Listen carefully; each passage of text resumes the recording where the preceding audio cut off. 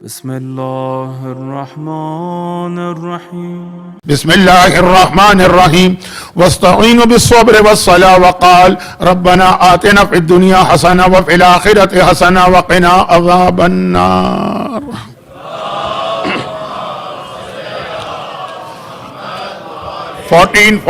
ہجرہ کے عشرہ سجادیہ کی آج 9ویں مجلس ہے اور ہم اس عشرے کے اختتامی مراحل پہ پہنچ رہے ہیں. تو جیسا کہ میں نے کل عرض کیا تھا کہ اب مناسب محسوس ہوتا ہے کہ ہر مجلس کے آغاز میں امام کی سیرت تو ہے ہمارا موضوع، امام کے کچھ حالات بھی مختصر بیان کیے جائیں. سال میں ایک دفعہ ہی تو یہ موقع ملتا ہے. ایک بار پھر ایک ایسا جملہ کہہ رہا ہوں کہ آپ کہیں گے کہ مولانا مجلس پڑھنے آئے ہیں کہ یہاں کا ویدر فورکاسٹ بتانے کے لیے. آج جو گرمی ہے وہ آپ کو معلوم تھا. اس گرمی کی وجہ سے انسان مجبور ہو کر خواہش نہ ہونے کے باوجود بہت زیادہ ٹھنڈا پانی پی لیتا. گرچہ میرے ایک بزرگ استاد نے کہا تھا کہ جب شدید گرمی ہو تو ہمیشہ ٹھنڈا ہی پانی پیو تاکہ شکرن للہ دل کی گہرائی سے نکلے.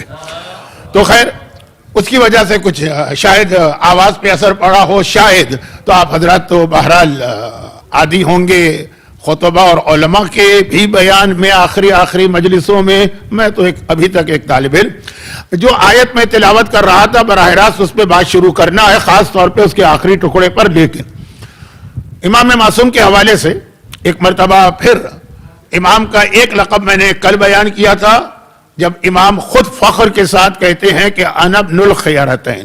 علامہ مجلسی نے بہار الانوار میں خود چوتھے امام کی یہ حدیث نقل کی کہ دو بہترین خاندان ہیں جو مجھ میں جمع ہو گئے، میں دو بہترین خاندانوں کا فرزند. اب ایک روایت ہمارے پاس یہ بھی آتی اور ایسی آتی ہے کہ روایت چاہے لوگوں کو معلوم نہ ہو لیکن اس کا آخری جو جملہ ہے وہ ہر ایک کو یاد ہے، اور وہ یہ ہے کہ چوتھے امام کا مشہور ترین لقب زین العابدین ہر ایک کو معلوم ہے.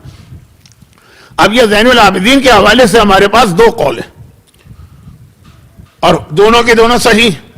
ایک کا تعلق دنیا سے، ایک کا تعلق آخرت سے، ایک کا تعلق شیطان سے، ایک کا تعلق رحمان رحیم پروردگار سے. اور اسی خیر و شر کے مجموعے کا نام اسلام ہے. خیر و شر کا مجموعہ یعنی اسلام میں تولا بھی ہے، اسلام میں تبرہ بھی. اب دنیا والی روایت تو آپ نے اکثر سنی ہوگی، میں صرف ربط ملانے کے لیے اس کو جلدی پڑھ رہا ہوں. اور وہ یہ ہے کہ امام معصوم نماز کے عالم میں چوتھے امام کی نمازیں تو تاریخ میں ایک کلاسیکل ایگزامپل ہے کہ نماز کیسے پڑھنی چاہیے.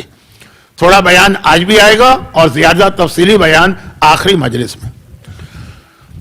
اور وہ شیطان جو کسی بھی مومن یا مومنہ کو کوئی نیک عمل کرتے نہیں دیکھ سکتا، وہ تو پہلے دن سے جس دن اسے رجیم کر کے مردود قرار دے کے دھکا دے کے نکالا گیا تھا اسی دن یہ اعلان کر کے گیا تھا کہ میں ہر ایک کو بہکاؤں گا.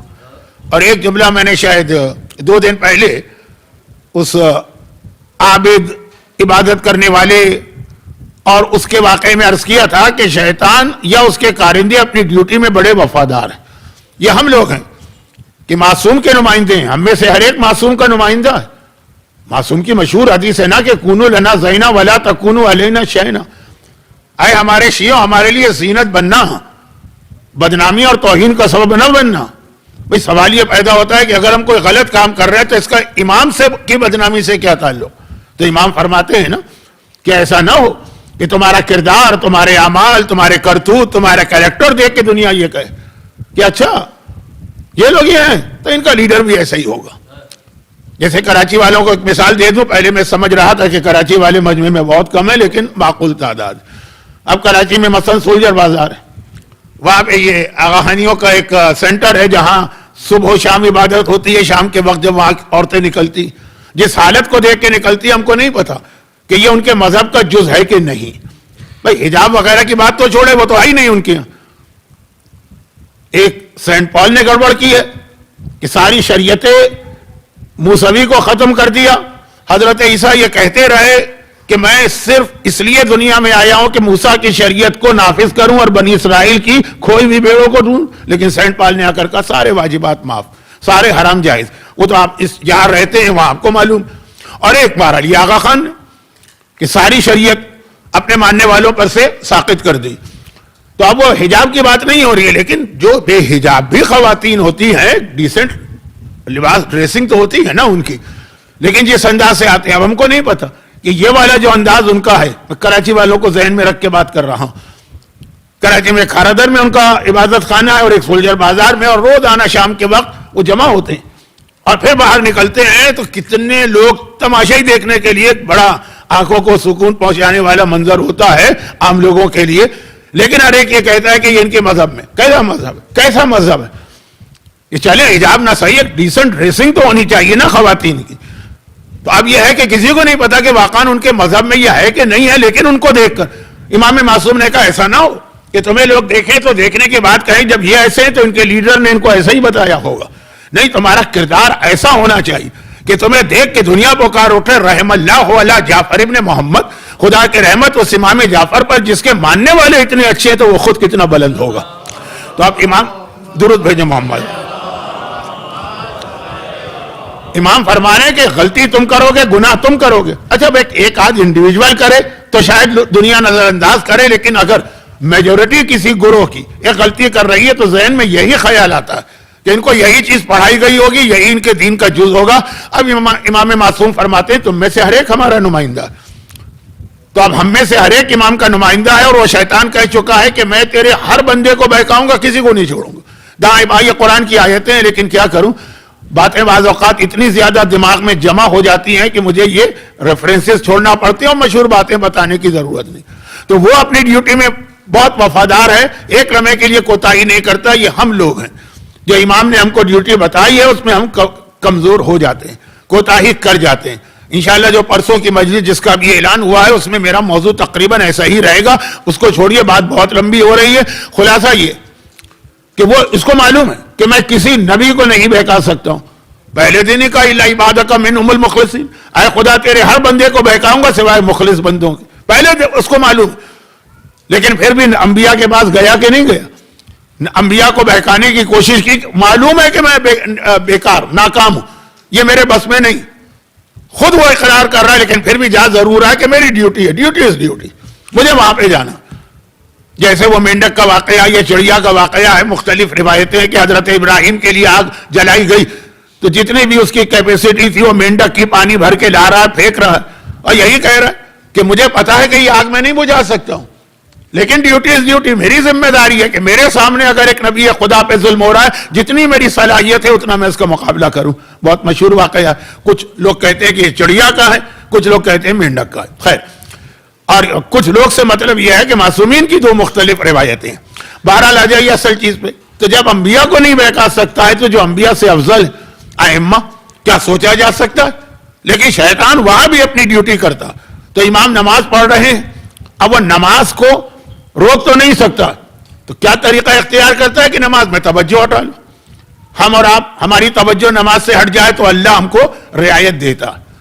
تم انسان ہو، شیطان تمہیں بہکا سکتا ہے، تم شیطان پروف نہیں ہو. جیسے واٹر پروف چیزیں ہوتی ہیں یا فائر پروف چیزیں ہوتی، تم شیطان پروف نہیں ہو، بہکا سکتا ہے. اسی لیے نماز میں بھی کتنی غلطیاں ہماری ہیں جو معاف ہیں، یا اس کا ایک علاج بتا دیا. اسلام نے یہ نہیں کہا کہ نماز ریپیٹ کرو، لیکن امام معصوم کی نماز. تو اب وہ پہنچا وہاں پہ. میں حضرت ایوب کے واقعات اور دوسرے واقعات ریپیٹ نہیں کر رہا ہوں کیونکہ آج وقت نہیں ہے، شاید کل تذکرہ ہو جائے. خلاصہ یہ کہ اژدہا بن کے پہنچا یا سانپ. صحرائی علاقوں میں ایک عام سی چیز ہے، اور پوری نماز کے دوران امام کے پاؤں کے انگوٹھے کو چباتا رہا، پوری اذیت دیتا رہا. مگر پوتا کس کا؟ اسی کا پوتا ہے نا کہ حالت نماز میں پاؤں سے تیر کھینچو تو پتہ نہ چلے. چنانچہ وہ کوشش کر کے ناکام ہوا، اور یہ کہتا ہوا گیا کہ میں نے بہت نمازی دیکھے اور بہت عبادت گزار دیکھے، مگر ایسا عبادت گزار اور نمازی کوئی نہیں دیکھا. یہ شیطان کہہ رہا ہے، شیطان شیطان. ایک تو پہلی بات تو یہ کہ فضیلت تو وہ ہے نا کہ دشمن بھی اس کو مانے، وہ فضیلت ہوتی. اور دوسری بات یہ ہے کہ بہت ساری چیزوں کا تعلق ہوتا ہے کہ جو کہنے والا ہے اس کا اپنا ویژن کتنا. شیطان جیسا آدمی اگر کسی کی عبادت پہ بات کرے تو اس کا ویژن سب سے زیادہ، اس کا ایکسپیرینس. بھائی دیکھیے، ہندوستان میں بہار صوبے کے ایک چھوٹے سے گاؤں سے نکل کے کوئی آدمی آ جائے تو اس کے لیے تو ہندوستان کے شہر ایک بہت عجیب بات ہوں گی، کبھی دیکھا ہی نہیں. پاکستان میں کسی بہت ہی ریموٹ ایریا سے، بلوچستان وغیرہ سے یا کسی ایسے علاقے سے پہلے میں پنجاب کا ذکر کرتا تھا، پنجاب کے جو چھوٹے چھوٹے دیہات ہیں، لیکن یہ موبائل نے تو اب دیہاتوں کو بھی شہر بنا دیا. تو اب جب وہ لوگ کراچی آتے ہیں آنکھیں پھٹ جاتی. کراچی میں جو کراچی والے اپنے شہر کو اس اعتبار سے بدترین مانتے ہیں کہ وہاں کوئی انفراسٹرکچر نہیں. آپ کہیں گے آج تو کراچی کا ہی تذکرہ ہو رہا ہے. نہیں تو خلاصہ یہ وہ آ کر کے اچھا اتنی اونچی عمارتیں، اچھا ایسی سڑکیں. یعنی بہت سے لوگوں کے لیے پاکستان کے بہت چھوٹے دیہاتوں والوں کے لیے کراچی دبئی تھا. اب تو خیر دبئی بھی جو ہے وہ آپ کو پتا ہے. تو وہ اور ایک ایسا آدمی جو نیو یارک میں، جو ٹورنٹو میں، جو ٹوکیو میں، جو مثلا لندن میں، جو پیرس میں زندگی گزار چکا، وہ کسی شہر کو دیکھ کر کہے کہ واقعا یہ ہے، تو اب یہ جو تعریف کر رہے ہیں اس کو مانا جائے گا کہ اس نے ایسے بڑے بڑے علاقے دیکھے ہوئے. تو ویژن سے بہت زیادہ فرق پڑ جاتا ہے. مجھے اپنا بچپنا یاد ہے، بہت بچپنا بھی نہیں تھا، شاید میں 6 کلاس میں تھا، جب امریکہ سے جب کوئی آدمی آتا تھا ایسا لگتا تھا جیسے چاند سے اتر کے آیا. نہیں، چاند سے بھی کوئی اونچی چیز ہے. اس کا بولنا، اس کا چلنا، اس کا بات کرنا، اس کا چنگم چبانا، اس کا انگریزی ایک خاص انداز سے بولنا، اور ایسی ایسی باتیں وہ بتاتے تھے کہ آج تو ہم کو جوک لگتی، اس وقت تو بڑے سیریس بتاتے تھے. میں بیٹھا ہوا تھا تو ایک صاحب آئے امریکہ سے، نئے نئے، کہنے کہ بڑی ترقی کی امریکہ نے. 60s کی بات ہے، ارلی 60s کی. تو جب آپ لوگ مانچسٹر آ رہے ہوں گے، آپ میں سے بھی کچھ لوگ، امریکہ اس وقت بھی ایک چیز تھا، بڑی ترقی کی، عجیب عجیب وہاں مشینیں بن گئی. اور پھر وہ آنکھوں دیکھی ایک بات بتا رہے ہیں اتنے یقین کے ساتھ کہ قسم بھی کھانے کو تیار ہے، کبھی آنکھ بھی دھوکہ دیتی. دجال کا یہی کام ہوگا. دجال جو ایک بہت اہم موضوع ہے، لیکن فی الحال ان مجالس میں تو گنجائش نہیں. آنکھوں دیکھی بات بتا رہے.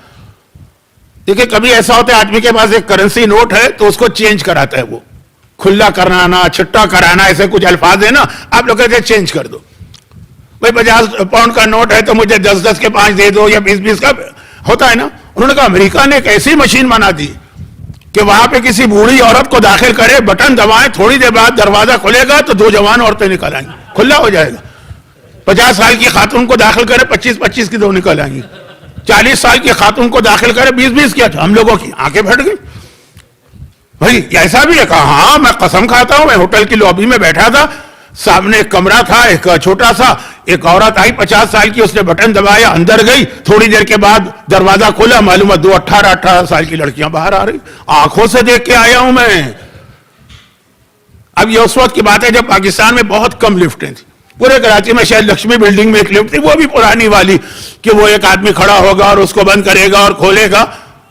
آج پتا چل رہا ہے کہ وہ جوک کر رہے تھے، لیکن جوک نہیں، وہ تو سیریس تھے. ہر ایک کہہ رہا تھا کاش ایسی مشین ابھی بھی مل جائے، ہمارے پاس بھی بہت بوڑھی بوڑھی بیویاں موجود ہیں. خیر تو خلاصہ یہ تو ذرا سا میں نے تھوڑا آپ کا ٹائم ویسٹ کیا ہے. میں اصل موضوع پہ آ جاؤں. شیطان اگر کہے کہ ایسا عبادت گزار میں نے نہیں دیکھا جس نے آدم سے لے کے چوتھے امام تک پتہ نہیں کتنے انبیاء، اولیاء، ائمہ، متقی، پرہیزگار سب کی عبادت دیکھی، تو پھر واقعا یعنی ہمیں شیطان کے قصیدہ پڑھنے کی ضرورت نہیں ہے. ہمارا امام اس کی وجہ سے زین العابدین نہیں، لیکن شیطان تک کا اقرار. لیکن جو اصل حدیث ہمارے پاس ہے، شیخ صدوق نے امالی میں بھی لکھی ہے اور علل الشرائع میں بھی، کہ قیامت کا دن ہوگا، قیامت کا میدان ہوگا، اولین و آخرین کے تمام انسان ایک وقت میں وہاں پہ جمع ہوں گے. میدان قیامت ہی وہ میدان ہے جہاں ایک وقت میں سب جمع ہوں گے. وہاں ایسا نہیں ہوگا کہ ایک گروپ کو لایا گیا، حساب کتاب ہوا، وہ چلے گئے، جگہ خالی ہوئی تو دوسرے گروپ کو لایا گیا. جیسے میں حج میں کہتا ہوں کہ حج میں میکسیمم مجمع جو ہے وہ عرفات کے میدان میں ہوتا ہے. باقی کبھی بھی آپ کو میکسیمم مجمع ایک وقت میں نہیں ملے گا. کچھ لوگ طواف کر رہے ہوتے ہیں کعبے کا، کچھ نہیں کرتے ہیں، کچھ صحیح کر رہے ہیں، کچھ نہیں کرتے. ایک ٹائم میں سب لوگ نہیں جاتے. شیطان کو کنکر مارنے ایک ٹائم میں سب لوگ نہیں جاتے. صرف عرفات ایسا ہے کہ جو حج پر آیا ہے وہ ایک ٹائم میں ایک جگہ پر اس کو جمع ہونا. اسی لیے آپ کو وہاں بتایا بھی جاتا ہے کہ قیامت کے دن عرفات کا میدان بھی اصلی میدان قیامت سے جوڑا جائے گا، اور اس میں لوگوں کا حساب کتاب ہوگا کہ سارے لوگ. ایک حج وہ عبادت ہے، حتی 40 میں بھی ایک وقت میں سب لوگ امام کے روضے پہ نہیں ہوتے. ایک گروہ جاتا ہے، دوسرا آتا ہے، دوسرا جاتا ہے، تیسرا آتا ہے، آنا جانا رہتا ہے. میدان قیامت سب جگہ، اور ایک بار اللہ کی طرف سے اعلان ہو رہا.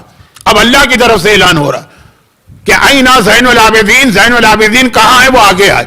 اب لوگ عام مجمع تو خیر یہ جملہ سن کر ہی گھبرا گیا، لیکن ہر ایک کے ذہن میں توقع ہے کہ آدم ہے، صفی اللہ کھڑے ہیں، یہ آگے بڑھیں گے. نہیں، زین العابدین کا لفظ سنا، عابدوں کی زینت، آدم پیچھے ہٹ گئے. نوح کھڑے ہوئے ہیں اتنے عظیم نبی, پورا سورہ بھی نازل ہوا, ذرا تفصیل اس میں دیکھیے, حضرت نوح پیچھے ہٹ گئے. نہیں, یہ لقب بہت بڑا لقب ہے. ہم نے سوچا ابراہیم خلیل خدا آگے بڑھیں گے, وہ بھی آگے نہیں بڑھے. ہم نے سوچا اسماعیل ذبیح خدا آگے بڑھیں گے, وہ بھی نہیں بڑھے. ہم نے سوچا موسیٰ کلیم اللہ آگے بڑھیں گے, وہ بھی نہیں بڑھے. ہم نے سوچا عیسیٰ روح اللہ آگے بڑھیں گے, وہ بھی نہیں بڑھے.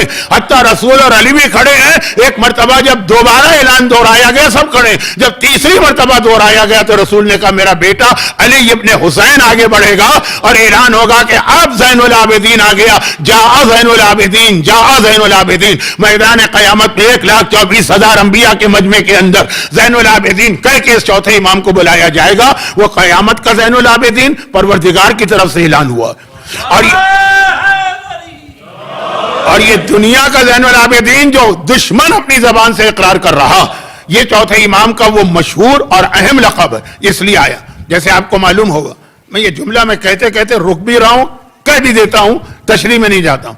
ایک بہت ہی اہم لقب ہے معصومین میں, زین العابدین نہیں, ایک بہت مشہور لقب ہے, اور وہ دنیا میں بھی استعمال ہوگا اور وہ آخرت میں بھی. لیکن الگ الگ شخصیتیں ہیں, تو سب ایک نور کے جز, لیکن ظاہری اعتبار سے الگ. منصور, منصور کیونکہ ابھی ابھی آپ زیارت عاشورہ پڑھ کے بیٹھے, 2 ہفتے ہی ہوئے ہیں نا عاشورہ کے دن. اعمال عاشورہ میں امام زمانہ کو یاد کیا ہے امام منصور. یہ منصور ہمارے زمانے کے امام کا لقب ہے. وہ ظالم جس نے چھٹے امام کو زہر دیا, اس کے باپ نے اپنے بیٹے کا نام منصور رکھا ہی یہی تھا کہ دنیا کو یہ امپریشن دینا تھا کہ یہ ہے امام زمانہ. نہیں, میں کہیں اور جا رہا ہوں, واپس آتا ہوں. تو منصور یہ لقب دنیا اور آخرت میں, لیکن 2 الگ شخصیتیں. دنیا میں امام زمانہ منصور ہے, قیامت میں شہزادی کونین منصور, منصورہ, خاتون کی وجہ سے منصورہ. یہ ایک لقب ہے. قیامت میں اعلان ہوگا کہاں ہے منصورہ, وہ آئے. دنیا میں یہ امام منصور ہے, ابھی آپ نے زیارت عاشورہ میں پڑھا. لیکن زین العابدین وہ لقب ہے جو چوتھے امام کو یہاں بھی ملا اور وہاں بھی ملا. تب ایک سوال یہ پیدا ہوتا ہے کہ میرے جملوں سے کچھ امپریشن یہ نہ بناؤ کہ میں رسول خدا یا مولا علی کی توہین کر رہا ہوں. ہر معصوم زین العابدین ہے, مگر چوتھے امام کو زین العابدین کیوں کہا گیا؟ ہر امام کی عبادت ایسی ہے کہ کوئی کمپیئر ہو ہی نہیں سکتا, کسی کا میچ ہو ہی نہیں سکتا. مگر چوتھے امام کی عبادت اس اعتبار سے اہم کہ نماز پڑھنا یا سجدہ کرنا عام حالات کے اندر تو آسان, لیکن جلتی ریتی ہو, 3 دن کی بھوک و پیاس ہو, خاندان کے 18 لاشیں سامنے پڑے ہو, سیدانیوں کی چادریں چھن چکی ہیں, ان کے خیمے جل چکے ہوں, اور پھر امام جلتی ریتی پہ پیشانی رکھ کر کہے سبحان رب العالی و بحمدہ, یہی زین العابدین بنتا.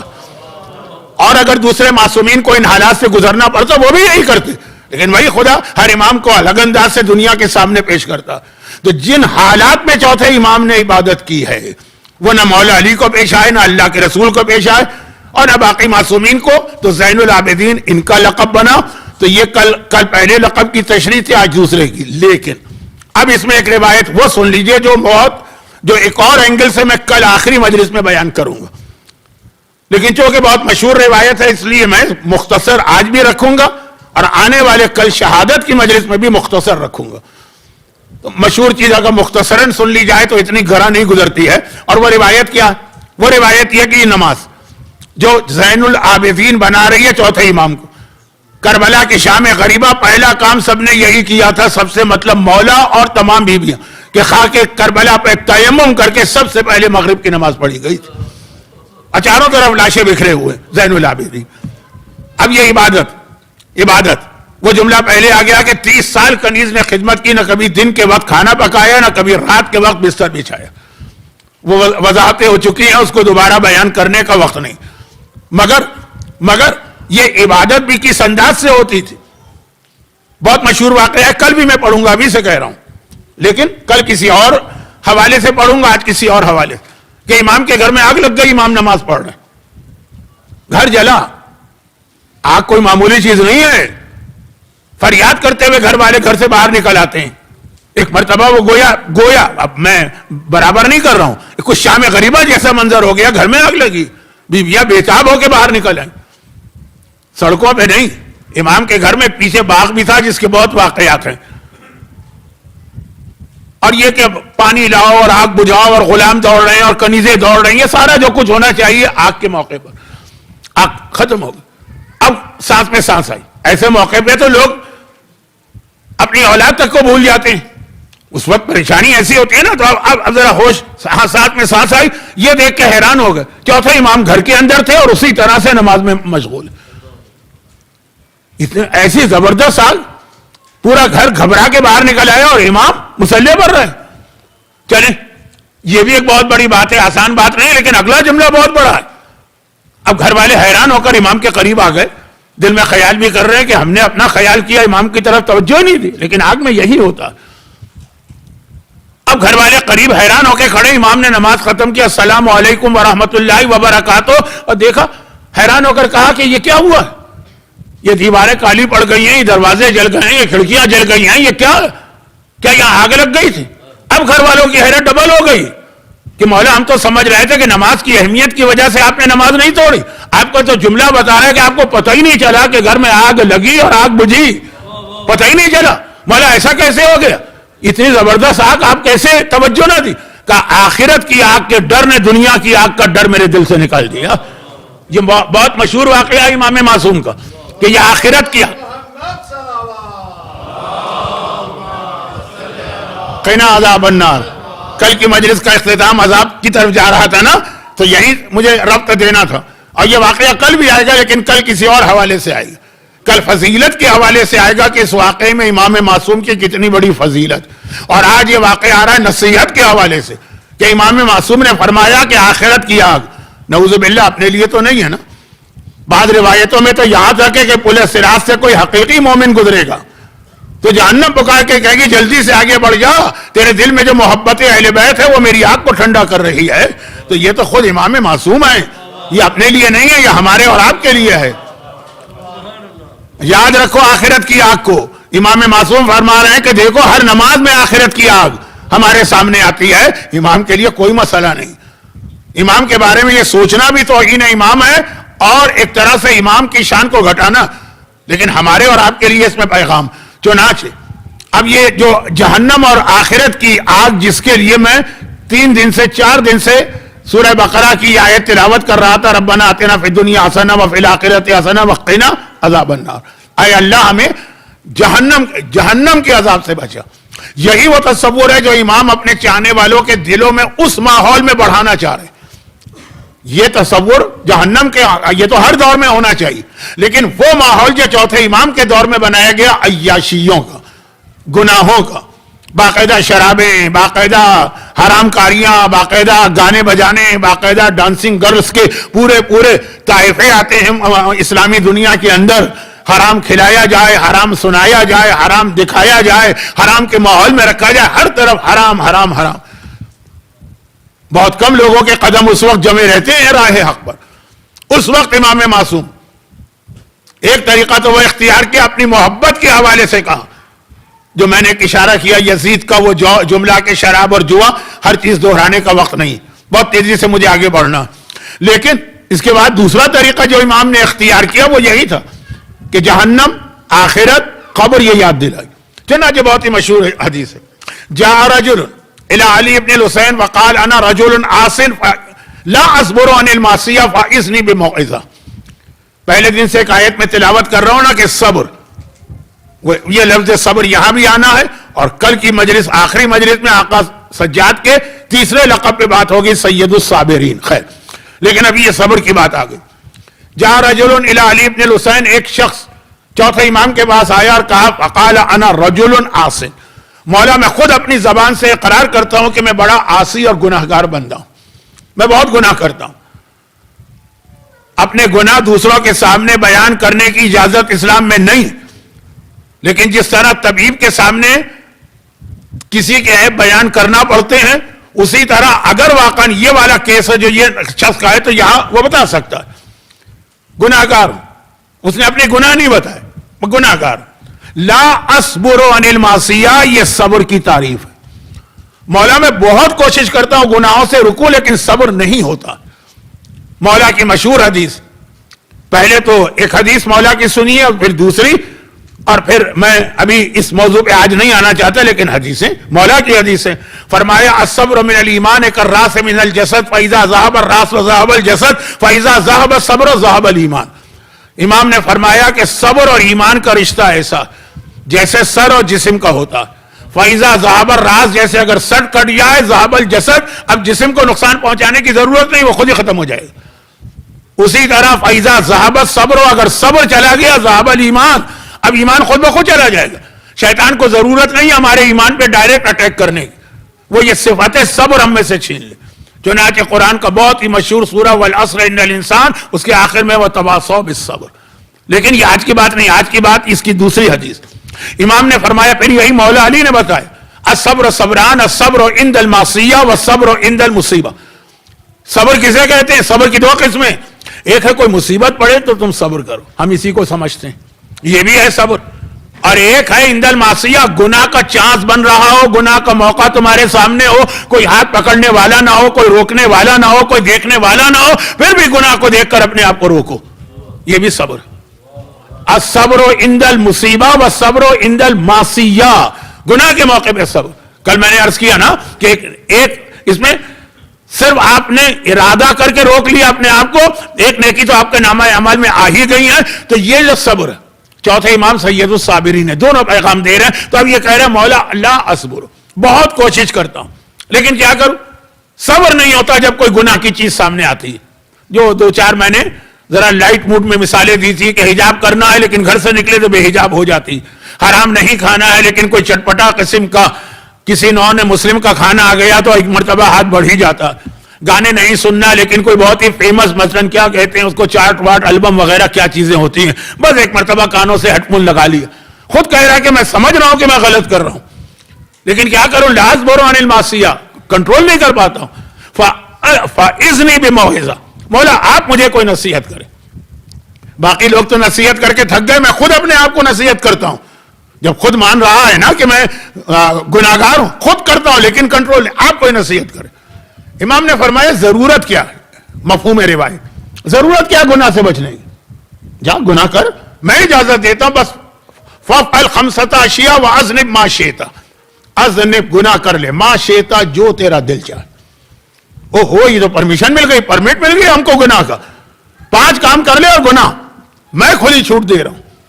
یہ معتبر حدیث ہے، بہت سے مومنوں نے تو خود ہی ایک حدیث بنا لی ہے نا کہ علی والا ہے تو ہر گناہ کی کھلی چھوٹ ملی ہوئی، کوئی بھی گناہ، یہاں مولا آمنے سامنے فیس ٹو فیس اجازت دے رہے، وہ خالی 5 کام، ہاں 5 کام، پھر چاہے شراب پی، چاہے حرام کاری کر، چاہے کسی کا حق مار، چاہے کسی پہ ظلم کر، چاہے والدین کی نافرمانی کر، چاہے اپنے لائف پارٹنر کا حق ادا نہ کر، چاہے کسی کا مال کھا لے، میں اجازت دیتا ہوں، بس خالی 5 کام، یہ تو بہت آسان۔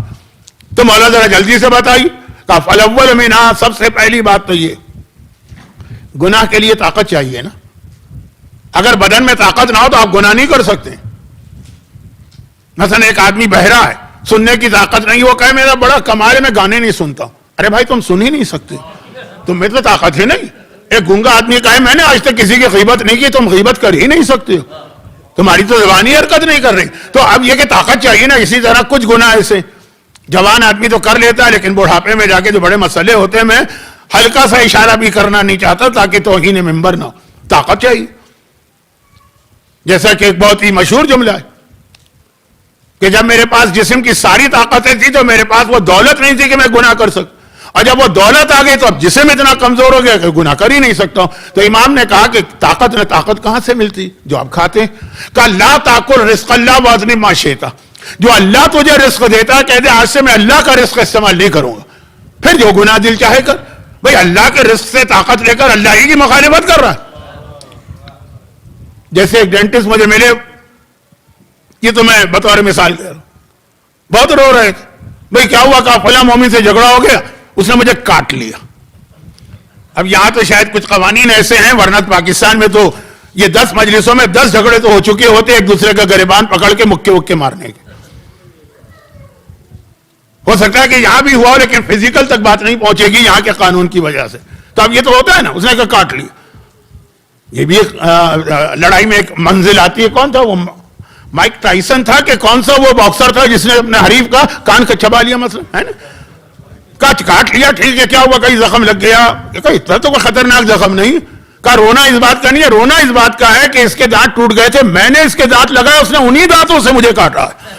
تو اب یہ ہے کہ جو اللہ نے رزق دیا ہے طاقت اللہ ہی سے لے رہے ہو اور اللہ کے خلاف استعمال کر رہے۔ کہ مولا یہ تو نہیں ہو سکتا کہ میں اللہ کے علاوہ کہیں سے اور رزق حاصل کروں. ہے کائنات میں کوئی جگہ جہاں سے آپ کو رزق ملے اللہ کے علاوہ؟ کہا یہ نہیں. کہا اچھا چلو دوسری بات کر لو, اور وہ یہ ہے کہ اتلو موضعا لا یراک اللہ فیہ. چلے گناہ کرنا ہی ہے نا تو ایسی جگہ جا کے کرو جہاں اللہ تمہیں دیکھنے والا نہ ہو. بھائی لوگ چوری کرتے ہیں تو ایسے ہی کرتے ہیں نا, ایسے طرح چوری کرو. اب یہ جو آج کل CCTV نکل آئے اس نے بڑا مسئلہ بدل دیا, لیکن پہلے ایسا ہی ہوتا تھا کہ دکان میں جا رہے ہیں مال چوری کرنا, وہ کوئی کونے کا شیلف ہے ادھر جاؤ جہاں کوئی دیکھنے والا نہ, جو چاہے اٹھا لو. اور بھی کہا کہ پھر کم از کم ایسی جگہ جا کے گناہ کرو کہ اللہ تمہیں دیکھ ہی نہ پائے. تو دیکھے گا نہیں تو کیا پکڑ سکو. مولا آپ نے تو ناممکن بات کہی تھی, اس کائنات کا کون سا گوشہ ایسا جو اللہ سے چھپا ہوا ہے. کہا اچھا تو چلو فالثالث منہا, تیسرا کام کر لو. اور وہ تیسرا کام یہ کہ اطلب موضعا نہیں اخرج من ولایت اللہ واجتنب ما شئت. بھائی جہاں جہاں اللہ کی حکومت ہے نا وہاں سے نکل جاؤ. بھائی آپ کو ایک گناہ کا ارادہ ہے جو UK کے قانون میں ممنوع ہے, پاکستان کے قانون میں اجازت ہے, کوئی ایسا قانون, آپ چلے جائیے. پہلے ایک بہت مثال لوگ دیتے تھے, جو کہ سمجھیے گا کہ ایک صاحب کراچی میں ایئرپورٹ سے اترے, جیسے ہی انہوں نے سیڑھی سے قدم رکھا اور 2 4 5 مکے لگائے اپنے بیٹے کو. ارے بھائی اس نے کیا ابھی تو یہاں پہنچے ہو. کیا اس نے سب وہاں تھا, لیکن وہاں کے قانون کی وجہ سے ہم اس کو ہاتھ نہیں لگا سکتے تھے. اب ہم وہاں سے نکل آئے, اب وہاں کا قانون نہیں چلے گا, اس لیے ہم نے دل بھر کے وہ پرانا فرسٹریشن نکالا. تو بھائی اگر کوئی گناہ کرنا ہے, اللہ کا قانون توڑنا ہے نا, تو اللہ کے ملک سے نکل جاؤ. امریکہ میں رہو گے تو امریکہ کا قانون لگے گا, کینیڈا میں رہو گے تو کینیڈا کا قانون لگے گا, UK میں رہو گے تو یہاں کا قانون لگے گا. چلے جاؤ, ہوگا نا کائنات میں کوئی ملک مل جائے گا جہاں اللہ کا قانون نہیں ہے. سمجھدار تو تھا نا, اتنی سمجھ تو ہر ایک میں ہوتی. کہ مولا اس کائنات میں کون سی ایسی جگہ ہے جو اللہ کی ملکیت یا اللہ کی حکومت سے باہر. اخرج من ولایت اللہ, اللہ کی ولایت سے نکل جاؤ. اب آئیے چوتھی اور پانچویں بات جو اصل میرا موضوع. اب یہ امام فرما رہے ہیں, نصیحت کر رہے ہیں, کہا اچھا کم از کم ایسا کر کہ جب اذا جاءک ملک الموت لیقبض روحک فادفع عنہ. بھائی دنیا میں ایسے ملک ہیں, پاکستان میں بہت زیادہ ایسے علاقے ہیں جس کو کہتے ہیں نو گو ایریا, جہاں پہ لا انفورسنگ ایجنسیز بھی نہیں جا سکتی. وہ بھی جاتی ہوئی گھبراتی ہیں, نہ پولیس جا سکتی ہے, نہ رینجر جا سکتے ہیں, الٹا انہی کی جان خطرے میں. ایون امریکہ کے شکاگو میں کچھ ایسے علاقے ہیں. تب یہ کہ مثلا پاکستان کی مثال کہ وہاں ایسا علاقہ, چلو اللہ کا قانون توڑنا ہے, گناہ کرو, جب اللہ پکڑنے کے لیے اپنی پولیس بھیجے گا نا, اس کو بھگا دینا. ہمارے یہاں ہوتا ہے نا, پتھراؤ کر دیا, فائرنگ کر دیا, کتنے پولیس والے بیچارے مارے جا رہے ہیں 2-3 دن سے. امام نے کہا جب اللہ کی پولیس کیا ہے, ملک الموت, جب تیرے پاس ملک الموت آئے تاکہ تیری روح نکالے, اس کو بھگا دینا. مجھے نہیں مرنا, مجھے نہیں گرفتار ہونا, بھاگو یہاں سے. کہ مولا ساری بولتی تو بند ہی ہو جاتی ہے جب ملک الموت آتا ہے. تو کہا اچھا کم از کم چلو 5واں کام کر لو. والخامس منها, 5واں کام, اذا ادخلک مالک فی النار فلا تدخل فیہا. دیکھیے اللہ نے جنت بنائی ہے تو جنت کا بھی ایک انچارج یا سپروائزر تو ہے نا, جس کو رضوان کہتے ہیں. اور جہنم بنائی ہے تو جہنم کا بھی ایک انچارج ہے, اس کو مالک کہتے ہیں. مالک ویسے تو اللہ ہے مالک کائنات کا, لیکن جہنم کے سپروائزر کا نام بھی مالک. کہا اذا ادخلک, چلو جو گناہ دل چاہے کرو, دل بھر کے کرو. پکڑ کے وہاں لے جایا گیا. اب اس کے بعد اللہ نے کہا ڈال دو اس کو جہنم میں. اذا ادخلک مالک فی النار, جب مالک تجھے جہنم میں داخل کرنا چاہے, فلا تدخل فیہا, دھکے دے کر بھگا دینا اس کو کہ میں نہیں داخل ہو رہا, کر رہے جو کرنا. کہ مولا وہاں کس میں اتنی طاقت ہے کہ جہنم کے فرشتے یا مالک کو اپنے آپ سے بھگا لے. تو امام نے کہا پھر اتنی سمجھ نہیں, رزق اللہ کا کھاتا ہے, طاقت اللہ سے دیتا ہے, اللہ کی آنکھوں کے سامنے ہے, اللہ کے ملک میں رہ رہا ہے, اللہ کی پولیس یعنی ملک الموت کو بھگا نہیں سکتا, وہاں جو جیل میں ڈالا جا رہا ہے جہنم, اس سے اپنے آپ کو روک نہیں سکتا, تو پھر آخر کیا سوچ کے گناہ کر رہا. خود یہ آدمی کہتا ہے کہ اس کے بعد زندگی بھر مجھ سے کبھی گناہ نہیں ہوا. ایک چھوٹا سا جملہ جناب زلیخا کا, بعد میں انہوں نے توبہ کر لی. یوسف و زلیخا کا واقعہ, ایک چھوٹا سا ایک جملہ. اچھا یہ آنے والے کل کی مجلس میں کسی اور حوالے سے یوسف و زلیخا کا ذکر آئے گا, وہ فضائل کے حوالے سے, ابھی پیغام کے حوالے سے. روایتوں میں ایک جملہ, کلمہ پڑھنا اتنا آسان نہیں, آپ کہیں کہ لا الہ الا اللہ, اللہ ہے, اور پھر جو ہمارا وہ اعتقاد کے مجلس میں شہزادی کونین بھی تشریف لاتی ہیں, اور شہزادی تشریف لاتی ہیں تو یہ لڑائی جھگڑے, یہ گالم گلوچ, ایک دوسرے کے گریبان پہ ہاتھ ڈالنے کیسے ہوتا ہے؟ تم اپنے باپ کے سامنے ذرا احتیاط کرتے ہو, شہزادی کے سامنے نہیں. اور بہت ساری باتیں ہیں جو آپ دیکھ رہے ہوں گے کہ ذرا میں آج فاسٹ بول رہا ہوں اس لیے کہ مجھے بہت ساری باتیں ابھی تو رہی باقی ہیں. اب سنیے, چوتھے امام کی حدیث پڑھی ہے میں نے اور اسی موضوع میں پڑھی. گناہوں سے روکنا ہے اس ماحول و معاشرے میں جہاں پانی پینا مشکل ہے اور شراب پینا آسان ہے, جہاں حلال کھانا مشکل ہے حرام آسان ہے. اور یہی جملہ آخری زمانے کا ہے کہ آخری زمانے میں مومن 1 دینار حلال کا حاصل کرنا چاہے گا نہیں ملے گا. 70 دینار حرام کے چل کے اس کے گھر میں آ جائیں گے. نہیں چاہیے مجھے حرام لیکن آ جائے گا حرام. خاص طور پہ بزنس کرنے والوں کو بہت احتیاط کی ضرورت ہوتی ہے. لیکن واپس آئیے اصل موضوع پر, اور وہ یہ ہے کہ جب یوسف و زلیخا کے واقعے میں, اچھا یہ واقعہ بھی ایسا ہے کہ بعض اوقات ممبر سے پڑھتے ہوئے عجیب لگتا ہے. بچے بھی ہیں, بچیاں بھی ہیں, خواتین بھی سن رہی ہوتی ہیں, اگرچہ آج کل کی خواتین کافی میچیور اور سمجھدار ہیں لیکن چھوٹی بچی ہیں, تو اس لیے میں بہت احتیاط سے بات کرتا ہوں. لیکن جب زلیخا نے گناہ کا ارادہ کیا, ایک طرف دروازہ لاک کیا اور دوسری جانب پھر اس نے جناب یوسف کی جانب بڑھنے سے پہلے سامنے ایک الماری تھی, الماری شیلف, اس نے ایک پردہ بھی لگا تھا, پردہ کھلا ہوا تھا, اس نے وہ پردہ کھینچ کے الماری کو چھپا دیا. حضرت یوسف نے سوال کیا کہ یہ کیا کیا؟ کہا یہ جو ہے نا الماری, اس میں وہ جو بت ہوتے تھے نا ان کے, وہ سجے ہوئے تھے. کہا کہ اس میں میرے خدا سجے ہوئے, ان کے سامنے گناہ کرتے ہوئے مجھے شرم آ رہی. جناب یوسف نے کہا تیرا خدا ایسا ہے کہ پردہ ڈال لو تو وہ نہیں دیکھے گا, میرا خدا ایسا ہے کہ وہ ہر وقت مجھے دیکھتا رہتا ہے, تو میں اس کے سامنے کیسے گناہ کروں؟ صاحب معرفت کے لیے تو اللہ کا وجود ہی کافی ہے گناہ سے روکنے کے لیے. اب امام معصوم, اب یہ جو جملہ ہے نا اس سے چوتھے امام کا ایک واقعہ بن رہا ہے. تو یوسف کا واقعہ تھا نا کہ اگر آپ کا کہیں پہ یہ اعتقاد ہے کہ امام موجود ہے تو کیسے گناہ کر رہے ہو؟ وہاں پہ امام تمہیں دیکھ رہے ہیں. شہزادی موجود ہے, کیسے گناہ کر رہے ہو؟ شہزادی دیکھ رہی ہیں. اتنی شرم و حیا بھی نہیں ہے تم میں جتنی زلیخا میں اپنے جھوٹے خداؤں اور بتوں کے بارے میں تھی. اور یہ ایک بہت بڑا مرحلہ ہوتا ہے آدمی اتنا سمجھ جائے کہ کیسے امام روک رہے ہیں گناہوں کے اس ماحول میں مومن کو, کبھی توحید پروردگار کے ذریعے, کبھی صفات خدا کے ذریعے, کبھی عذاب جہنم کے ذریعے. ہاں پھر یہ بتا رہے ہیں بار بار کہ ہاں گناہ تو انسان سے ہوں گے. کیوں؟ اس لیے کہ وہ معصوم نہیں ہے, قدم پھسلیں گے, لیکن اصل کمال یہ نہیں ہے کہ آپ نے گناہ نہیں کیا.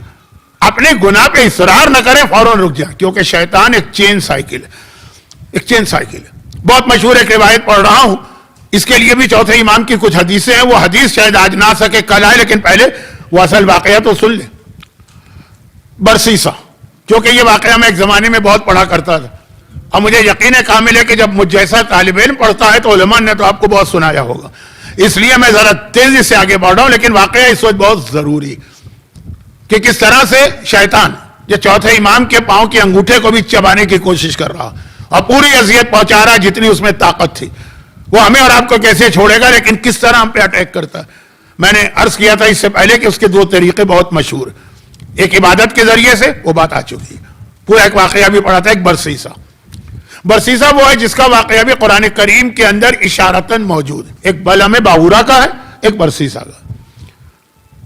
یہ دونوں میں کوئی چیز کامن ہے؟ جی ہاں, ان دونوں میں کامن یہ ہے کہ دونوں, ایک اسلام میں ایک عہدہ ہوتا ہے دین میں, مستجاب الدعوات. مختلف ہمارے یہاں پوزیشنز ہوتی ہیں نا, ایک مرجعیت ایک عہدہ, ولایت ولی ایک عہدہ, متقی ہونا ایک, مثلا مستجاب الدعوات. یہ ایسے لوگوں کو کہتے ہیں کہ جن کو اللہ نے ایسی زبان میں تاثیر دی ہے کہ وہ جس کے حق میں دعا کریں گے فوراً ان کی دعا قبول ہوگی. مستجاب الدعوات, ان کی ہر دعا قبول. مستجاب الدعوات. اب کچھ نام بھی ہیں تاریخ کی کتابوں میں بھی اور حدیث کی کتابوں میں بھی, اور یہ جو 2 نام ہیں بلعم باورا اور برسیسا, کیونکہ دونوں کا تذکرہ قرآن کریم میں آیا. ایک کا سورہ اعراف میں آیا ہے بلعم باورا, اور ایک کا سورہ حشر میں آیا. تو اس لیے جب اس کی تفسیر علماء لکھتے ہیں تو وہ روایتیں بھی کوٹ کرتے ہیں جہاں امام نے فرمایا یہ مستجاب الدعوات. اب اس وقت بھی دنیا میں ہوں گے کہیں پر, لیکن کسی فراڈیے کے چکر میں نہ پھنسیے گا. معلوم آپ نے مجلس میں میری سنا اور سامنے کوئی آدمی آ گیا میں مستجاب الدعوات ہوں, بتاؤ کیا دعا چاہیے. نہیں, ایسے لوگ اتنا اپنے آپ کو چھپاتے ہیں آج کل. ہاں اس وقت معلوم ہو جاتا تھا لوگوں کو. تو برسیسا مستجاب الدعوات. یہ مستجاب الدعوات بنتے کیسے؟ یہ اس کے لیے شرط ہی یہ ہوتی ہے کہ اتنے ریاضت اور محنت کریں. شہر سے باہر جنگل میں جاؤ, 200 سال رہو آپ, 200 سال, 300 سال, اور رہنا نہیں ہے 300 سال پوری زندگی عبادت میں گزارو تو اللہ یہ اثر دیتا, جو آج کل تو بہت مشکل ہے, بلکہ ناممکن. ناممکن تو نہیں کہوں گا, ایک کو تو میں جانتا ہوں جن کا انتقال ہو گیا, جنہوں نے واقعا, یعنی میں ان کے مستجاب الدعوات ہونے کی بات نہیں کر رہا ہوں, اتنی ان کی زحمت اور محنت, لیکن ہے مشکل شہر میں رہ کر. اور اسلام نے کہا کہ جنگل میں رہ نہیں سکتے ہو, لیکن پہلے اجازت تھی تو برسیسا بھی جنگل میں رہتا تھا, وہ بلم باورا بھی جنگل میں رہتا تھا, جسے راہب کہتے ہیں ہمارے ہاں. اچھا, راہبوں کے بھی کئی فرقے ہیں, سب کو ایک لاٹھی سے نہ آکے. بعض راہبوں کی شادی ہوتی, جو ایک بہت آج کل مشہور اعتراض ہے کہ آقا حسین نے کیسے 7 بیٹے دے دیے, راہب تو شادی کرتے ہی نہیں. یہ راہب کی شادی کا مسئلہ نہیں ہے, یہ آپ کی جہالت کا مسئلہ. حتیٰ پوپ جیسے آپ جا کے دیکھ لیجیے, آج ویکیپیڈیا میں 2-3 پوپ ایسے گزرے جنہوں نے شادیاں کی, جبکہ پوپ کے لیے تو شرط ہی کہ شادی نہ ہو. تو یہ معلومات کے بغیر زبان اعتراض کھولنا بہت آسان. خیر, تو یہ راہب تھا, اور وہ والا راہب تھا جو جنگل میں گیا, نہ بیوی نہ بچے نہ والدین سے تعلق, نہ بہن بھائیوں سے اولاد تو تھی ہی نہیں. چنانچہ مستجاب الدعوات. اب اس وقت اس شہر کے ایک بہت ہی با اثر خاندان, جس کی ایک حیثیت ہے معاشرے میں, پنجابی زبان میں مجھے نہیں آتی لیکن 2-3 لفظ اس کے بہت مجھے پسند ہیں. اردو زبان کے ذریعے میں وہ پیغام دے نہیں سکتا ہوں, جیسے ہتھ کھولا رکھنا, شفاعت کچا سانا. اسی طرح ایک لفظ ہے ٹھور. ٹھور جاتا ہوں پنجاب میں تو وہاں یہی دیکھتے لوگوں کو ٹھور. بھئی آپ کے پاس آئی فون یہ والا ٹھور, یہ گلے میں آپ نے سونے کی چین پہنی ہے تو حرام ہے, ٹھور. تو خیر بڑا خاندان تھا ٹھور ٹھار والا, یاد ہے. اچھا, وہ آپ بعد میں پنجابی سکھائیے گا, ابھی تو آپ مجھ سے پیغام اسلام سن لیجیے. خیر, تو خلاصہ یہ ہے کہ بہت بااثر خاندان ہے, پیسے والا خاندان ہے. ان کی بچی بیمار پڑی. اب جب بچی بیمار پڑی تو علاج, دنیا کا ہر علاج جو زمانے میں پاسبل تھا انہوں نے کیا. بہت جلدی آگے بڑھوں, مشہور واقعہ. جب یہ بچی بیمار پڑی, سارے علاج کرا لی.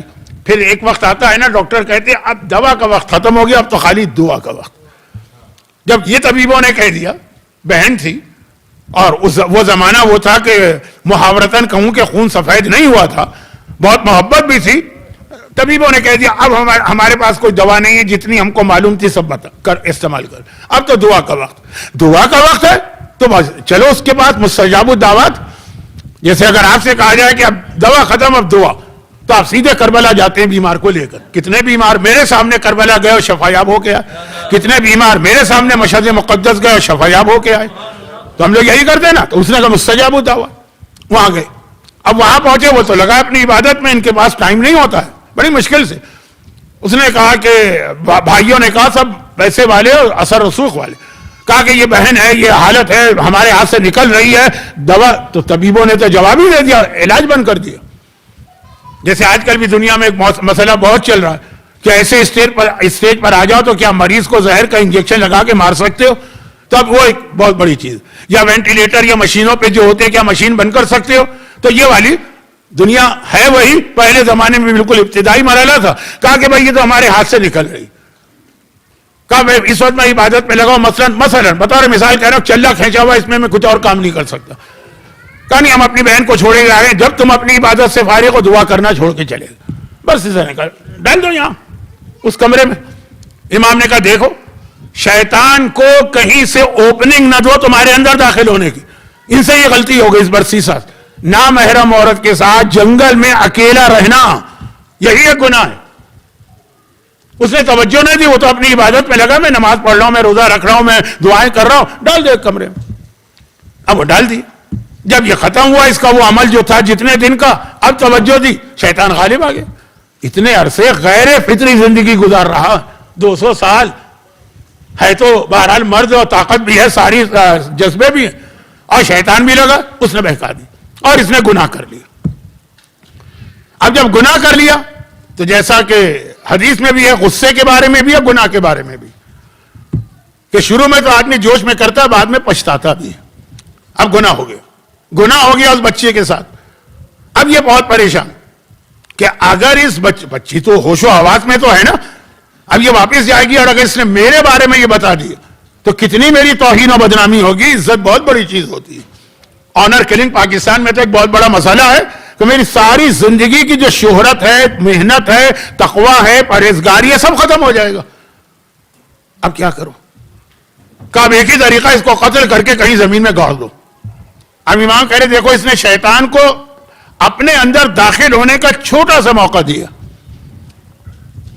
شیطان نے حضرت نوح کو ایک گر کی بات بتائی تھی نا، کہا تھا یہ میرا بزنس فارمولا اور بزنس ٹرک ہے، ہر ایک کو نہیں بتاتا ہوں. آپ نے ایک احسان کیا ہے تو آپ کو بتا رہا ہوں. شیطان بھی ان لوگوں میں سے ہے کہ احسان کا بدلہ دیتا. یہ تو مومن ہے کہ احسان فراموش ہو جائے. واقعہ یاد ہے نا، جب طوفان آ گیا ساری دنیا غرق ہو گئی، صرف وہ لوگ بچے ہوئے تھے کہ جو کشتی نوح کے اندر تھے. صرف وہ لوگ تھے، کشتی نجات تھی. تو حضرت نوح، ان کی 3 بیویاں اور ان کے بیٹے، وہ سارے جانوروں کی ٹیک کیئر کرتے تھے کہ ہر ایک کو غذا مل رہی ہے، سب کچھ ہے کہ نہیں ہے. وہ کشتی کے نگہبان ہیں، وہ ولی ہیں، جیسا ہمارا ولی، ہمارا سرپرست، ہمارا والد ہمارے دن اور رات کے مسائل کو دیکھ کے ہماری حفاظت کرتا. تو حضرت نوح بھی یہی کر رہے ہیں کہ ایک مرتبہ نگاہ پڑی، کونے میں شیطان بیٹھا. میری کشتی میں شیطان آ گیا، یہ کیسے ممکن ہے؟ تو کشتی نجات ہے. کہا شیطان تو یہاں کیسے آ گیا؟ کہا آپ کی اجازت سے آیا. میں نے اجازت دی؟ میں تجھے اجازت دوں گا؟ کہا کہ یاد کیجئے جب وہ بارش بہت تیز ہو گئی، مسجد کوفہ گئے ہیں نا آپ، بار بار گئے، وہاں آج تک وہ جو ایک بیچ میں فوارہ لگا ہوا ہے سین میں، وہیں سے تو طوفان شروع ہوا تھا. زمین سے پانی نکلا، وہ جو بڑھیا کا تندور تھا، یہ قرآن کی آیت ہے. اور آسمان سے بارش ہوئی اور بڑھنے لگی، اب ایک بالکل پیک پر پہنچ گئی بارش، آ گیا طوفان، اور جانور ایک دو کر کے آ رہے ہیں. بہت مشہور واقعہ ہے، میں تو آپ کا وقت ضائع کر رہا ہوں لیکن سمجھانے کے لیے ضروری. تو آخر میں گدھا آ گیا، سب سے آخر میں. اب گدھے کی عادت تو پتہ ہے نا، کہیں اڑ جاتا ہے تو اڑ جاتا ہے. اب آپ جتنی بھی کوشش کریں وہ آگے نہیں بڑھتا. بلکہ بعض علماء نے تو یہاں تک لکھا ہے کہ حضرت نوح پریشان تھے، دروازہ بند کرنا ہے کشتی کا، پانی کشتی کے لیول تک آ گیا، تو اس کے کان کھینچے تو اس دن سے گدھے کے کان لمبے ہو گئے. اب یہ مجھے نہیں پتا یہ روایت کیسی ہے، لیکن بہرحال جب وہ آگے بڑھ ہی نہیں رہا اور اس کی وجہ سے کشتی کو خطرہ ہو رہا ہے، جو کشتی والے غصے کے عالم میں کہا کہ شیطان کہاں رک گیا، جلدی سے آگے بڑھ. گدھا تو آگے بڑھ گیا، لیکن جو کہ لفظ شیطان کہا تو شیطان کو بھی چانس مل گیا. کہا یہ آپ کی پرمیشن تھی اور اب آپ کا میرے اوپر ایک احسان ہے، تو ذرا کوئی ایک احسان کا بدلہ اتارنا، کوئی ایک سوال آپ مجھ سے کر سکتے ہیں. نوح نے کہا میں اللہ کی پناہ چاہتا ہوں، تیرے اوپر احسان کروں، میں نے کیا احسان کیا؟ کہا آپ نے بد دعا کی، سارے لوگ مر گئے نا، اب مجھے راحت ملی. دیکھیے شیطان کتنا بزی رہتا ہے، ہر وقت 24 گھنٹے کام میں لگا ہے، 24/7. نہ اس کو راحت ہے، نہ آرام ہے، نہ نیند ہے، نہ کھانا ہے، نہ پینا ہے، ہر ایک کو بہکاتا ہے. جب ساری دنیا ہی مر گئی تو تھوڑا شیطان کو 80 دن کے لیے راحت مل گئی نا، اب جاؤ بیٹھ کر آرام کرو، تمہارا ہالیڈے سیزن. یہ آپ نے احسان کیا. حضرت نوح نے کہا کہ اللہ کی پناہ، آج کے بعد میں اپنی زبان پہ بھی اتنا کنٹرول رکھوں گا. ہاں اب جب بات آئی گئی، یہ بتا دیں جو ایک بہت ہی متقی اور پرہیزگار مومن ہے، تو اسے کیسے بہکاتا؟ اسے تو اللہ اپنی حفاظت میں لیے ہوئے نا. کہا کہ اسے بہکانے کا میرے پاس کوئی طریقہ نہیں. 3 غلطیاں اگر وہ کر لینا تو بس مجھے موقع مل جاتا ہے اس میں داخل ہونے کا. نمبر 1 یہ ہے کہ اگر وہ کسی نامحرم کے ساتھ اکیلی جگہ پہ جمع ہو جائے، چاہے وہ قرآن پڑھ رہے ہوں، جو بھی اس زمانے کا قرآن ہو، صحف ابراہیم و موسیٰ اور صحف نوح، وہ پڑھ رہے ہیں، چاہے قرآن کیوں نہ پڑھ رہے ہیں، لیکن نامحرم عورت کے ساتھ ایک جگہ جمع ہو، بس اب میں آ گیا. اور دوسرا یہ ہے کہ اگر کسی کو غصہ آ جائے، غصہ اگر آ جائے تو پھر وہ میرے ہاتھ میں ہوتا ہے، اس کے ایمان سے میں گیند کی طرح کھیلتا ہوں. غصے کے عالم میں کیا کیا باتیں زبان پہ آتی ہیں. اور نمبر 3 یہ کہ جب اسے 2 آدمیوں کے بیچ میں فیصلہ کرنا، اور ایک اس کا والا ہو اور ایک غیر، بڑا مشکل. اس کا ایمان اس طرح میرے ہاتھ میں ہے، ذرا سا اگر فیوریزم آ گیا کہ برادری کا ہے یا خاندان کا ہے یا جاننے والا، اور غلط فیصلہ کر لیا، بس گیا مومن، اس کا ایمان گیا. تو یہ تو اس نے حضرت نوح کو ایک بزنس ٹرک بتائی تھی. لیکن اس کے بعد یہاں برسیسا کو یہی ہوا کہ نامحرم کے ساتھ جمع ہو گیا. اس نے تو کہا ڈال دو کونے میں، دعا کروں گا، لیکن یہ عمل ہی غلط تھا. چنانچہ شیطان نے دوسرا گناہ کرایا اس سے بڑا. اب وہ جو گناہ کیا تو اب اس کے بعد اس سے بڑا گناہ کرایا، بچی کو قتل کر دی. چند دنوں کے بعد بھائی آ گئے کہ بھائی کیا ہوا، ہماری بہن کا ہم آپ کے پاس چھوڑ کے گئے تھے، آپ کا عمل چلنا ولنا مکمل ہوا؟ کہا وہ تو کب کا مکمل ہو گیا. تو بہن کہا وہ ٹھیک ہو گئی تھی، چلی گئی. کہنے لگی کہ میں جنگل میں اکیلے کہاں رہوں گی، میں جا رہی ہوں، مجھے راستہ معلوم ہے. میں نے کہا جاؤ. بات کچھ سمجھ میں بھی آنے والی تھی لیکن کچھ سمجھ میں نہیں بھی آ رہی. ہماری بہن اس طرح تو شہر میں بھی نہیں نکلتی. اب اب وہ اپنے کیا بولے اتنے مقدس آدمی کے سامنے اپنے گھر ہے. شیطان نے آ کے بتا دی, کہا تمہاری بہن کو قتل کیا, فلاں جگہ دفن ہے, جاؤ لاشا مل جائے گا. یہ سیدھے بادشاہ کے پاس گئے. ان کا ایک بادشاہ کے دربار میں ان کا ایک احترام تھا. کہا یہ سارا واقعہ میں بہت شارٹ کر رہا ہوں, ساری باتیں چھوڑ رہا ہوں بیچ کی. بادشاہ لے کر آیا, زمین کھودی تو نکال آئی وہ بچی, میت, لاش. اب جو اتنا مقدس ہو, جب اس کا کیریکٹر کھل کے آتا ہے تو آدمی کو اس سے اتنی ہی نفرت ہو جاتی ہے جتنی پہلے عقیدت ہوتی ہے. بادشاہ تک ناراض ہوا کہ یہ پھانسی پہ چڑھا. اب اس کو سولی پہ چڑھایا گیا تو قرآن کی آیت شروع. شیطان اب اس کے سامنے آ گیا برسی سا, لوگ نہیں دیکھ رہے. کہا میں ابھی تیری زندگی بچا سکتا ہوں اور مجھے سجدہ کر لے اور مجھے خدا مان لے. کہا میں اس وقت تو بندھا ہوا ہوں. کہا اشارے سے سجدہ کر لے. اب زندگی بچانے کے لیے اس نے کہا میں تجھے اپنا رب مانتا ہوں اور میں تجھے اپنا خدا مانتا ہوں اور سجدہ کرتا ہوں. بس جیسے ہی اس نے یہ کہا, اس قال للانسان اکفر فلما کفر قال انی بری منک انی اخاف اللہ رب العالمین. سورہ حشر کی آیت.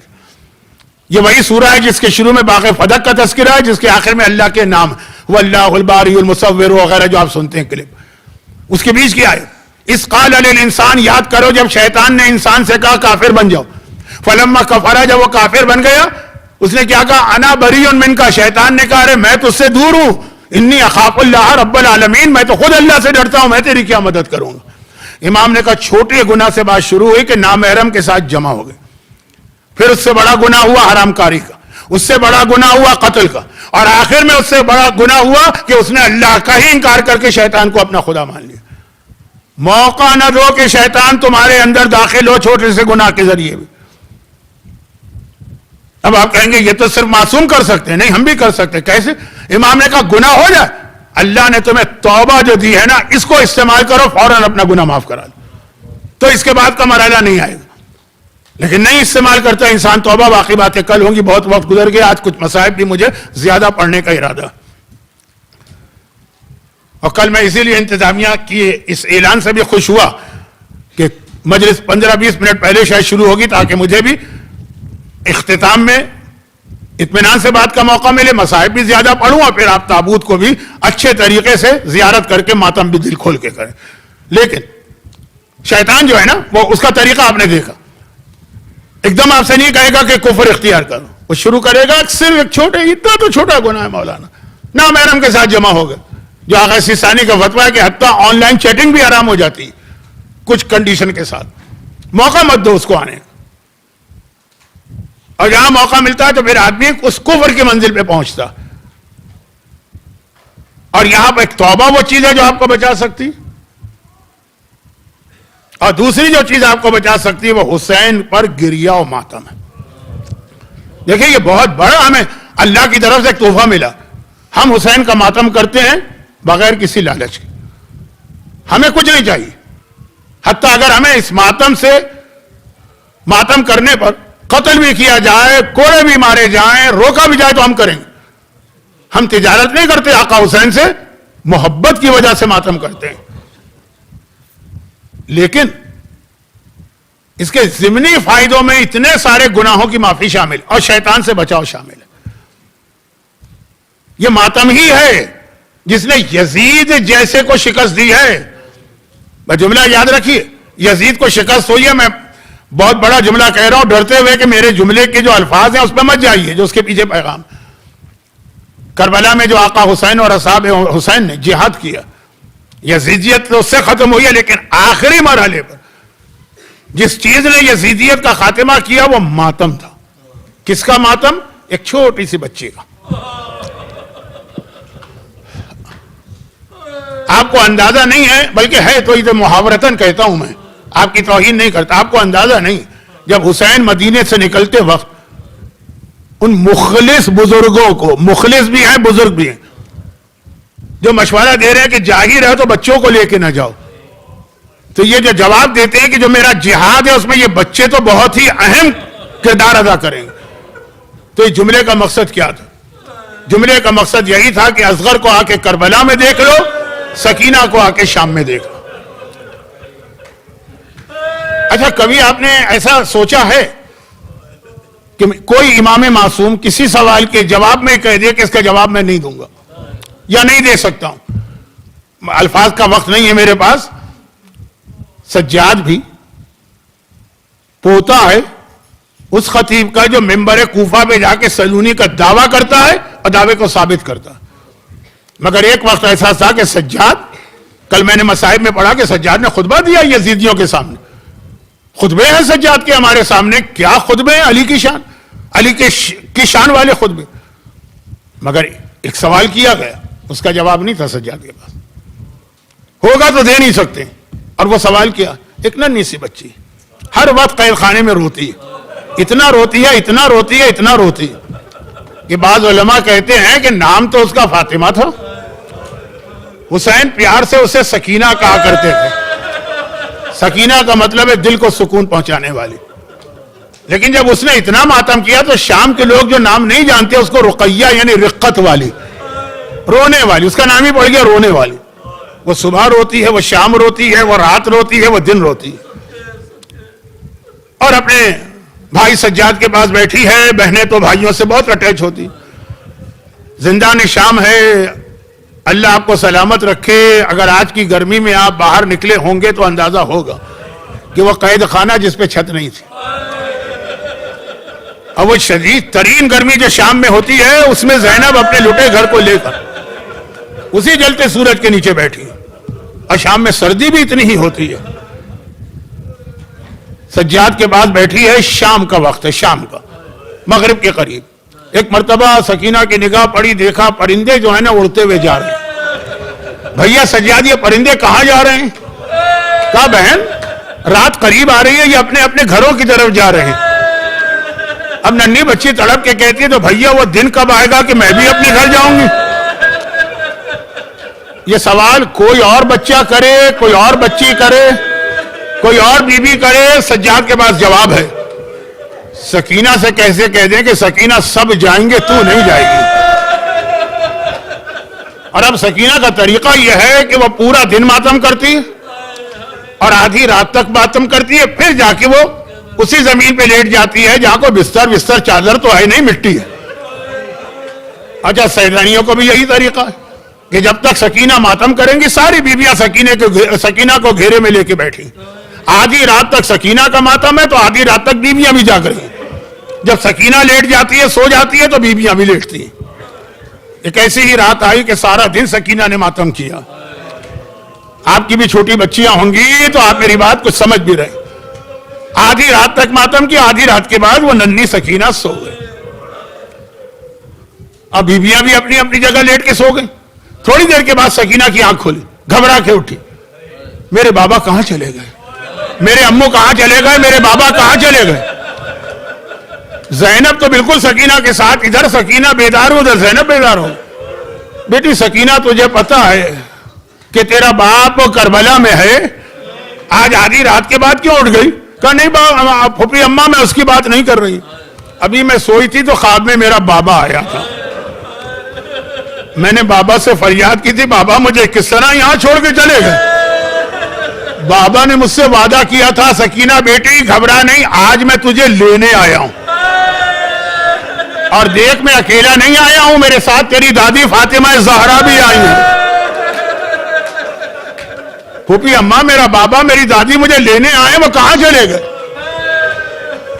اب یہ جملہ سنا تو زینب تو عالمہ غیر معلمہ ہے نا، سمجھ گئی کہ اس کا پیغام کیا.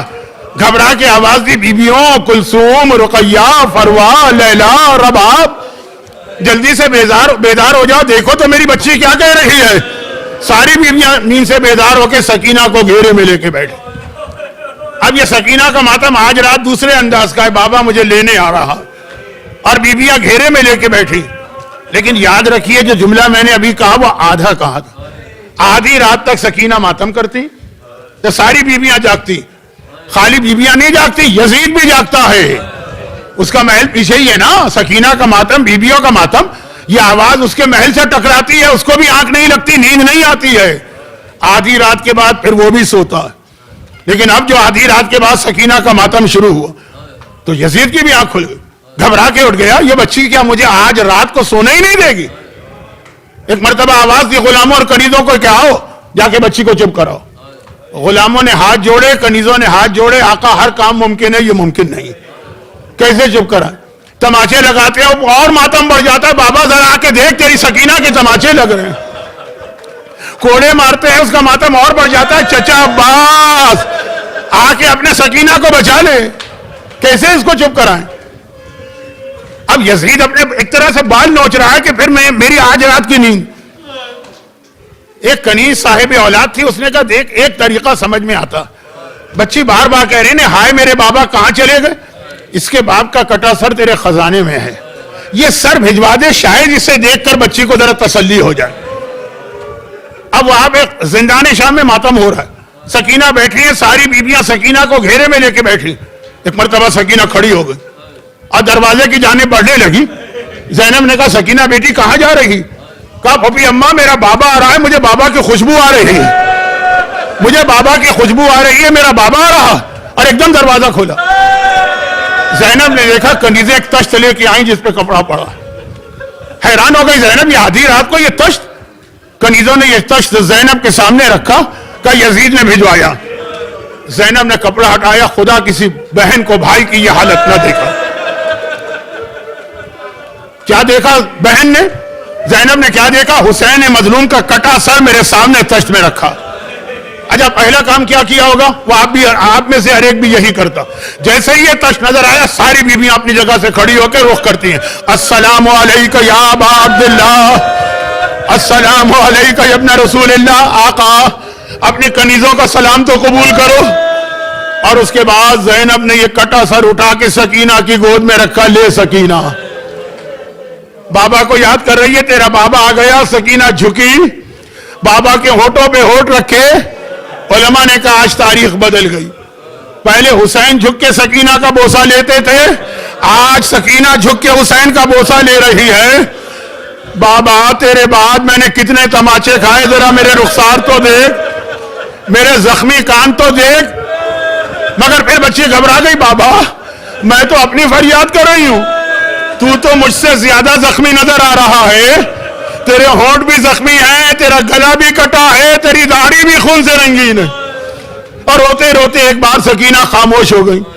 زینب گھبرا گئی. سجاد بیٹا ذرا میری سکینہ کو تو دیکھ, خدا کسی جوان بھائی کو چھوٹی بہن کی یہ حالت نہ دیکھا. میرا مظلوم آقا آگے بڑھا, سکینہ کے قریب پہنچا, سکینہ کے بازو کو تھاما اور ایک مرتبہ پلٹ کے کہا پھوپھی اماں انا للہ و انا الیہ راجعون. ارے میری بہن مجھے چھوڑ کے بابا کے پاس پہنچ گئی. الا ولعنت اللہ علی اعدائہم اجمعین. پروردگارہ معصوم سکینہ کے ان مصائب کا واسطہ اور سکینہ کے بھائی سجاد کے اس امتحان کا واسطہ, آج کی مجلس کے جو بانی ہیں اور جو حاضرین ہیں, ان کو دنیا اور آخرت کی ہر پریشانی سے محفوظ فرما, ان سب کی حاجتیں پوری فرما, ان کے مرحومین کی مغفرت فرما, اور ان مصائب کے انتقام کے لیے وارث معصومین امام زمانہ کے ظہور میں تعجیل فرما. ماتم حسین.